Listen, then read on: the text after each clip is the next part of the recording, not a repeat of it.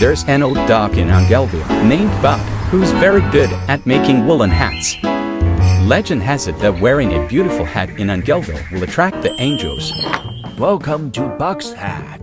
Which one to use? Wow, this one! Hey, don't touch it! Sorry, Mr. Buck. I want to Even make the so, warmest hat in the don't world touch for it. Master. I'm just afraid she'll leave me. Susie. Wait!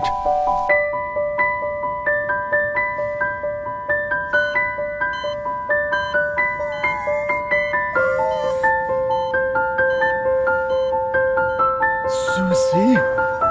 Buck,